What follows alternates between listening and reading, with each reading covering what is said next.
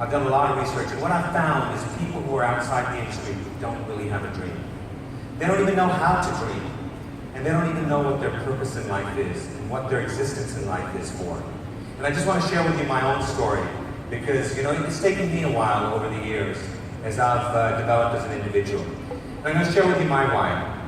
I started in my career about 33 years ago in this career, and I love it. My background is computer science, my background is finance, but I've hardly worked in those areas. I enjoy working with people. Now, I didn't live a privileged childhood. I came from very humble beginnings. My parents, because of the war, lost everything, but we had to start from scratch. But the one thing I did have that my dad instilled in me, in my roots, is determination and passion. And the determination to succeed. Do whatever it takes. Don't give up. Most people just give up trying. But if you really want something in life, don't let any obstacle block you. Don't let how you look, how you talk, your accent, if you don't speak English, don't let that bother you. Because I can tell you, people can do it regardless of that. And I, like I said, did not have a privileged life. I grew up in Africa, spent many years there. But what I enjoyed was a lot of laughs, a lot of fun with the family, sharing ideas, instilling values within each other. And that's how I grew up. And that money can't replace. And I continued life lessons when I joined my career. And as I look at myself as the individual I am today, I learned from a lot of the industry experts. Today, as you're sitting here and you hear from our top leaders, I want you to be a sponge. Soak it in, and focus on what they have to say. Because there might be one thing they say that ignites a spark, and that gets you on fire, gets you going.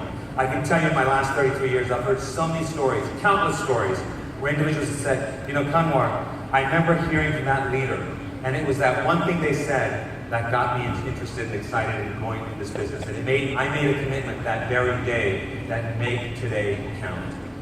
And I've been fortunate enough to travel the world. I've been to pretty much every single country, thanks to Jeunesse and other companies I work for.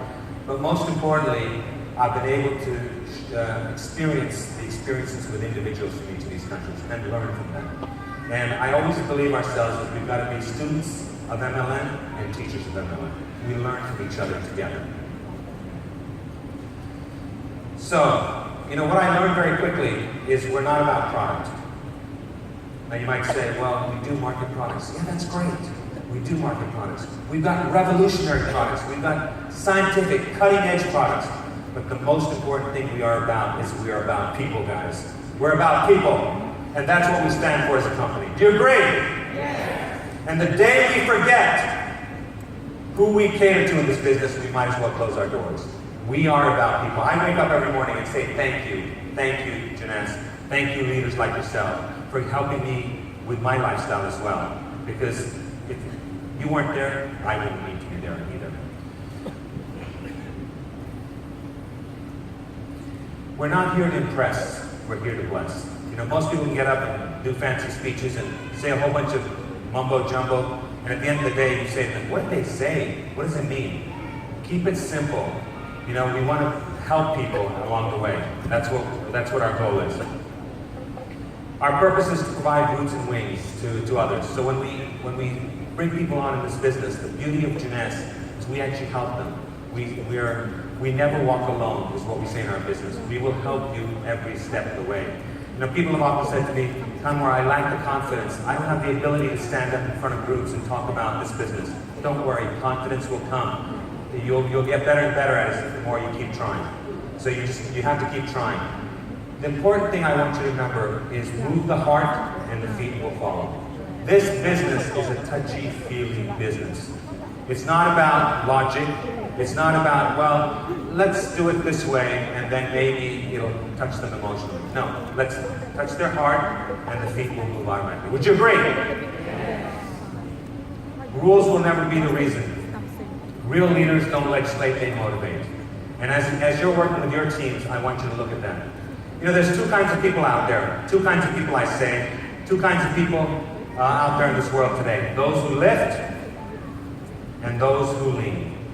Those who lean on you, are a burden sometimes, but those who lift, you always want to be in the room with them. They give you energy.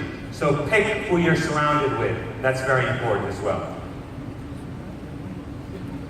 Now, I want to talk to you a little bit about the traditional order of how we do things in life. You know, as we grew up as individuals, depending on which generation we're from, you know, we were told, do the qualifications, have retained profit, team commissions and leadership bonuses, and then you'll be a crown diamond, right? Anything we did in life, that's what we were told. You know, if you do this, and you do this, and you'll have this, and then you'll be this. Do you agree? Well, that was the carrot and stick approach, you know? And unfortunately, that carrot and stick approach doesn't work anymore these days. That's the old paradigm. The new order is be, do, have. You know, it's about the heart. That's what it's about. So how do you elevate your team? You know, when you look at elevating your team, it's about moving the heart. And like I said, the feet will follow. 1 plus 1 plus 1 equals 3. Do you agree with that? Right? That's a group. But when you take 1 plus 1 plus 1 equals 4, then you've got a potential team emerging. You know, you've got people exceeding and doing beyond what they need to do. And then when you've got 1 plus 1 equals 10, what I would call a high performance team. You know, that way everyone knows their part, everyone knows what they're doing. You look at any sports team out there, be it hockey, cricket, you know, soccer, football, baseball, everyone knows what their job is and everyone knows what they need to do to win. And that's what each of our teams needs to do as we move forward. You know, when you look at the growth, and this is a quick slide I put up, when you look at the growth of what happens, you know, you've got groups, and then you've got heart that emerges, because people are still learning who each other are, and then you've got potential teams that emerge, but at the end of the day, when you want to have a strong, powerful team, it's about creating that high-performance team.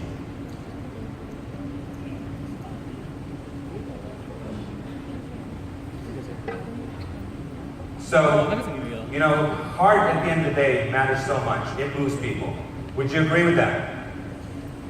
You know, and I keep saying, your heart is the one that talks. If people know you're not feeling well or not in a good mood, they can tell. You don't have to say anything. They can tell with your body language. Heart, not head, plays the dominant role in moving us to excel. You know, if our heart's feeling good about it, we will do whatever it takes. We will overcome every obstacle. You know, there'll be naysayers in our family that'll say, oh, you can't do it. You can't do this. I've often heard so many stories about individuals, leaders, sitting in this room who said, you know, my family has been the least supportive. But guess what? That same family, 6 months later, is the most supportive. Because whatever they see, whether it's dollars, whether it's a change in the individual, self-confidence, you know, the individuals all of a sudden become motivated, whatever it is, it's not just about money. It's about making us a better individual for tomorrow.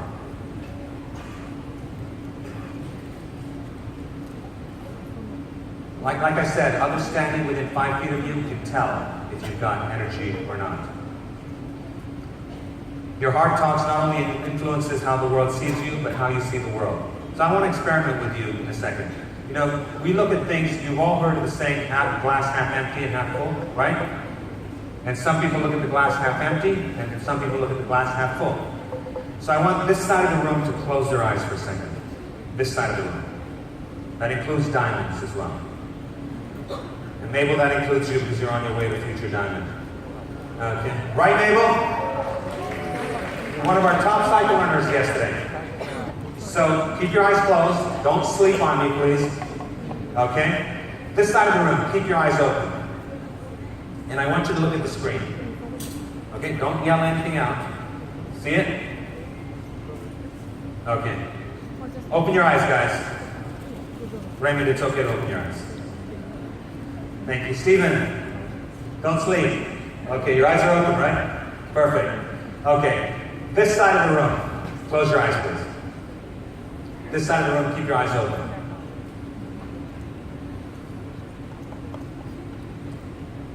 See it? Okay. You can open your eyes now. It's this side of the room. What did you see? Speak up. Don't be shy. Huh? A man playing a saxophone. Is that what you saw? Yes? You saw what? You saw a face on a lady. What were you looking at? It was a man playing saxophone. How about this side of the room? You saw a lady. You know, when in fact, you both saw the same thing. This is what you saw. You saw a man playing saxophone and a lady. You see that? And this is all about perspective, guys. This is how you look at the world. You know, what's very important is how we look at the world and how we look at others. I want to do a quick exercise with you. I've done this with some people before, but I want to do it again because I think it's so important. I want you to close your eyes a second, everyone, and take your right index finger. Take your right index finger and pretend you had your favorite lipstick on it. Or men, pretend you had your favorite marker, okay, and then you're going to mark someone's face. And I want you to draw the capital letter E on your forehead. Ready? Go.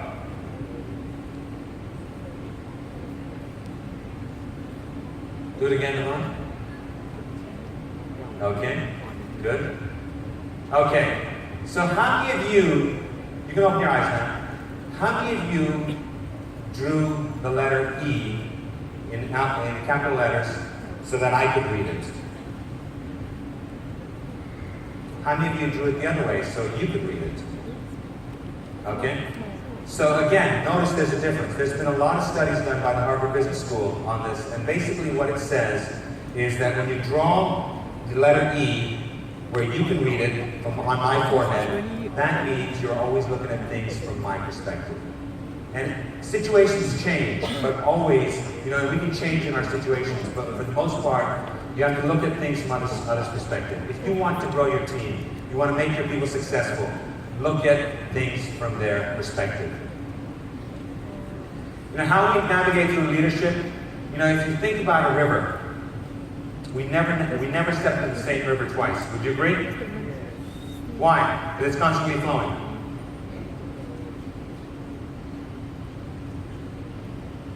Is there a spot I need to point this clicker at? Because the slides don't keep moving.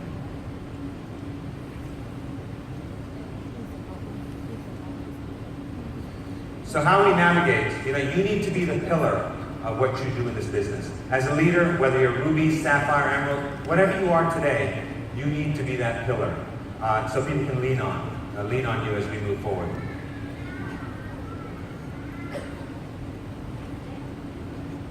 Our principles are rock solid. Building people comes first. Our purpose is rock solid. It's to enlighten, educate, empower women and their families. And it's, for that matter, everyone around the world. You know, we need to empower people, and that's what our jobs are as we move forward. So what's your part in this? Well, your part is really very simple. Determine your be. Know your purpose, your beliefs, your values. Know what you stand for as an individual. Develop a do plan of action. You know, most people say, yeah, I'm going to do it, or, you know, one of the things I love hearing from leaders is, when are you going to be diamond? Well, I'm going to be diamond sometime. When? Soon. When soon? Well, I'm going to try. Do you think that person's really going to become a diamond? No. No. You need to pin down a date, guys. You need to say, this is what I want to do. This is when I want to do it by. And this is how I'm going to do it. Otherwise, it ain't going to happen. You know, you've got to make sure that try is out of your dictionary. There is no try. It's either do or do not. And I also want you to adopt a TNT attitude. You know, TNT stands for dynamite, right? But in our Jeunesse world, it stands for today, not tomorrow.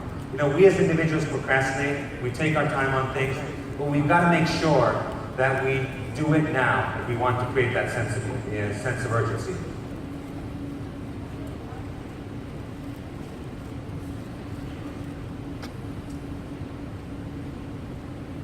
Okay, so this slide here, what does it stand for? Songwon. Songwon, Songwon, Songwon. Some will, some won't, and someone is waiting.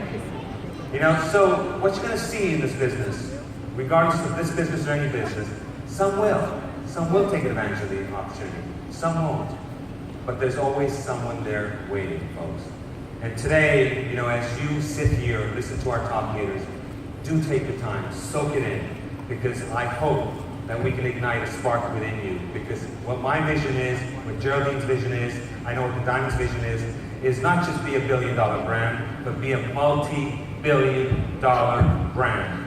And take this company to places it's never been before. Continue shattering new records, breaking new records, making new records, and creating history all over the world.